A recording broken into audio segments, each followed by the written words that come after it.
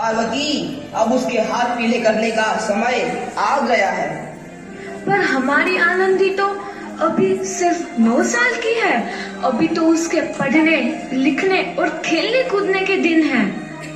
देख पार्वती, लड़कियां पराया धन होती है और जितना जल्दी इन्हें घर से विदा कर दे उतना अच्छा है। कल से आनंद की पढ़ाई लिखाई बंद। पर बापू, इसमें मेरी क्या गलती है? आप मुझे पढ़ाई करने क्यों नहीं देते?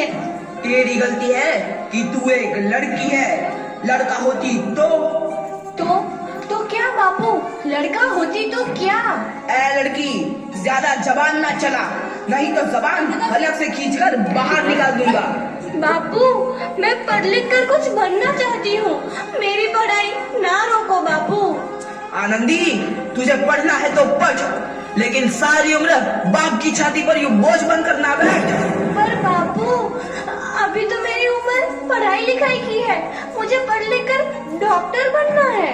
पढ़ाई पढ़ाई पढ़ाई, आज तो तेरी इन किताबों का काम तमाम करके ही छोड़ूंगा। ये ले। नहीं बापू, मत फाड़ो, मत फोड़ो बापू। छोरी। नहीं बापू, नहीं। बापू, ये तुमने क्या किया? तुमने मेरी इन किताबों को ही नहीं फाड़ा बापू, मेरी किस्मत फाड़ दी, मेरी किस्मत। ये कॉपी किताबें ना सिर्फ छोरों के हाथ में अच्छी लगती है, लड़कियों के हाथ में तो सिर्फ मेहंदी अच्छी लगती है, मेहंदी। पर बापू, मैं लड़की हूँ तो क्या हुआ? लड़का और लड़की तो हमारी दोनों आंखों के समान होते हैं। चुप कर आनंदी, और यह एहसान मान कि अब तक जिंदा है तू। कहीं बचपन में गला दबा कर मार दिया होता तो यह तेरी बकबक नहीं सुननी पड़ती आज। पर बापू, मुझे चूल्हा जलाना अच्छा ना लगे है। देख छोरी, जितना जल्दी हो तू चूल्हा जलाना सीख ले, उतना ही अच्छा है तेरे लिए। और हाँ, तेरा ब्याह तो होगा, वो भी कल के कल। अपना जीवन है तुम्हारी यही कहानी। आंचल में है दूध और आंखों में है पानी। मुझे माफ कर दे बेटी, तेरे बापू के जिद के आगे मेरी एक न चलेगी। माफ कर दे बेटी, मुझे माफ कर दे।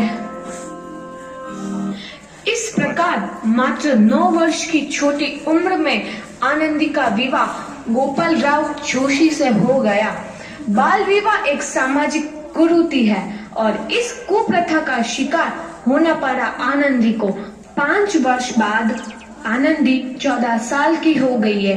उसके घर एक शिशु ने जन्म लिया है। देखते हैं आगे क्या हुआ। देखिए ना, इसे क्या हो गया है?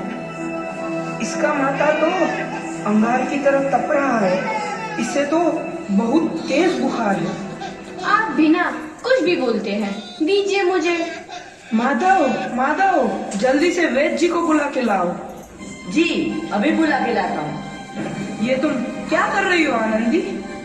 भगवान की विभूति लगा रही हूँ। बस करो आनंदी, ये सब अंधविश्वास है। अरे आप यकीन तो कीजिए, भगवान की कृपा से इसका माथा ठंडा हो रहा है और बुखार भी उतर गया है ना बाबू? देखिए, दीजिए मुझे। उठो बाबू, आंखें खोलो, तुम्हें तुम्हारी माँ बुला रही है। आंखें खोलो, देखिए ना इसे क्या हो गया है। आंखें भी नहीं खोल रहा। आंखें खोलो बेटा। आप चुप क्यों है? आंखें खोलो बेटा, आंखें खोलो। आनंदी, हमारा बेटा कभी आंखें नहीं खोलेगा। नहीं, ऐसा नहीं हो सकता। मेरे बेटे को मुझसे कोई नहीं छीन सकता, कोई नहीं छीन सकता।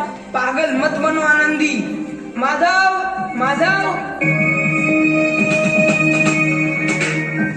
आनंदी, बंद करो ये पागलपन। भगवान ने मेरा बच्चा छीन लिया। भगवान ने नहीं, तुम्हारी अशिक्षा और अंधविश्वास ने तुम्हारा बच्चा छीना है। अगर तुम पढ़ी लिखी होती तो आज हमारा शिशु जीवित होता। तुम अनपढ़ थे आनंदी, अनपढ़। नहीं, अब मैं अनपढ़ नहीं रहूंगी मैं अनपढ़। मैं पढ़ूंगी ताकि कल किसी और आनंदी को इलाज के अभाव में अपना बच्चा ना खोना पड़े। शाबाश आनंदी, और यही तुम्हारे अपराध के लिए प्रायश्चित भी है।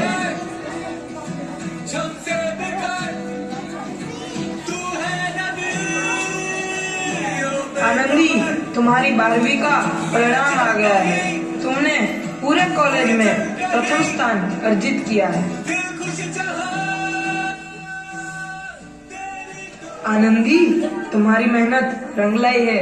तुम्हें शिक्षा वृत्ति मिली है। ये लो तुम्हारे अमेरिका जाने की टिकट। मुझे शिक्षा वृत्ति मिल गई, मैं अमेरिका जा रही हूँ। पर ये सब मैं अकेले कैसे कर पाऊंगी? आनंदी, अपने आप को इतना कमजोर क्यों समझ रही हो? फिर इतना पढ़ने लिखने का क्या फायदा? तुम अभी गवार की गवार नहीं हूँ मैं अब गवार।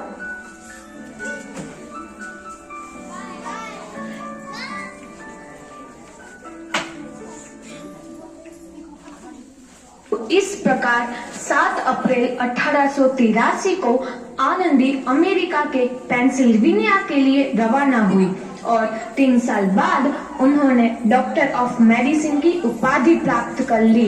इधर आनंदी के पिता की तबीयत बहुत खराब है। आगे क्या होता है देखते हैं। लगता है अब मेरे जाने का समय आ चुका है। अब मैं नहीं बचूंगा। ऐसा मत बोलो। शहर के सिटी हॉस्पिटल में अमेरिका से डिग्री लेकर कोई बड़ा डॉक्टर आया है। एक बार वहाँ चलकर दिखा लेते हैं। हाँ, सही बोला भैया। कम से कम दिल को तसल्ली तो मिल जाएगी। हाँ हाँ, चलो चलो जल्दी हॉस्पिटल चलते हैं।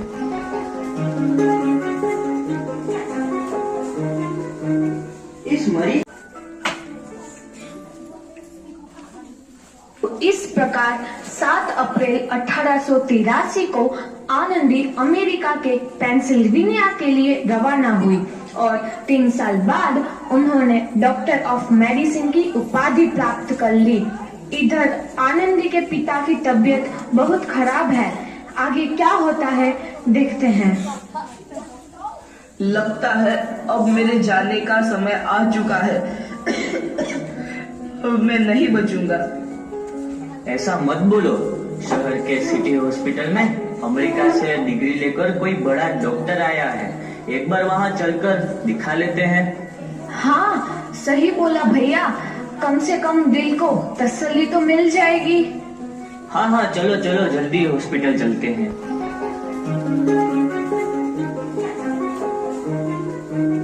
इस मरीज की हालत तो बहुत ही खराब है।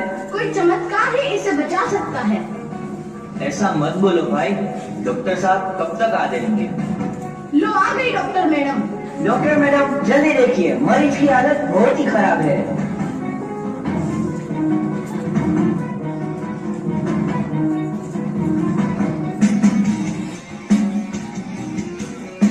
अब आप बिल्कुल ठीक हैं।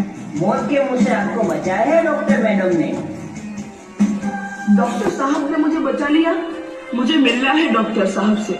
डॉक्टर साहब नहीं, डॉक्टर मैडम बोलो। डॉक्टर मैडम, उन्होंने ही तुम्हें जीवन दान दिया है। लो आ गई डॉक्टर मैडम, मिल लो उनसे। डॉक्टर मैडम, आपका बहुत बहुत धन्यवाद। आपने मेरी जान बचाई। इसके बदले में मैं गरीब भला आपको क्या दे सकता हूँ? वचन चाहिए मुझे कि कभी ये नहीं कहोगे कि लड़कियां कुछ नहीं कर सकती। वचन? ये कैसा वचन? अरे श्यामलाल, तुमने पहचाना नहीं? तुम्हारी बेटी आनंदी। आनंदी? मेरी बेटी आनंदी डॉक्टर? हाँ बापू, वही आनंदी जिसके लिए बचपन में तूने चूल्हा और दूल्हा के अलावा कुछ नहीं सोचा था। आनंदी, आनंदी मेरी बेटी, मुझे माफ कर दे। मैं तेरा गुनहगार हूँ बेटी।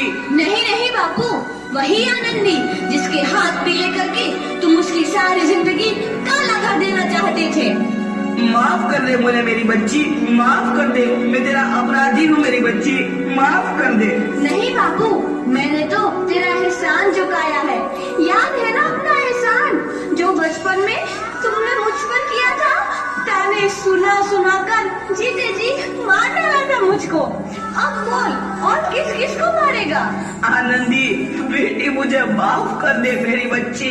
मैं तेरा गुनहगार हूँ। बापू, आपने ही तो बोला था किताबें सिर्फ बेटों के हाथ में अच्छी लगती है, बेटियों के हाथ में तो सिर्फ मेहंदी। बेटों और बेटियों में फर्क करना तो आंखों में फर्क करने समान है। एक का पढ़ना और दूसरे का ना पढ़ना सामाजिक अंधकार है बापू, सामाजिक अंधकार। उपकार मांगता हूँ मैं तुझ जैसी बेटी का, जिसने सारी उम्र मुझसे कुछ ना मांगा तो सिर्फ बराबरी का दर्जा, वरना सच तो यह है कि मैं तेरी माफी के लायक भी ना हूँ। मुझ जैसा बाप तेरी बराबरी कर सके उसके मैं लायक भी ना हूँ मेरी बेटी, लायक भी ना हूँ। अपने बापू को क्या माफ नहीं करोगी आनंदी? माफ कर दो आनंदी, माफ कर दो। सुबह का भूला यदि शाम को घर लौट आए तो उसे भूला नहीं कहते। बापू। तो इस प्रकार आनंदीबाई जोशी ने अपनी मेहनत और अटूट इरादे से न केवल भारत की पहली महिला डॉक्टर बनी, बल्कि आगे चल के उन लड़कियों के लिए सुनहरा रास्ता दिखा गई जो जीवन में कुछ करना चाहती थी।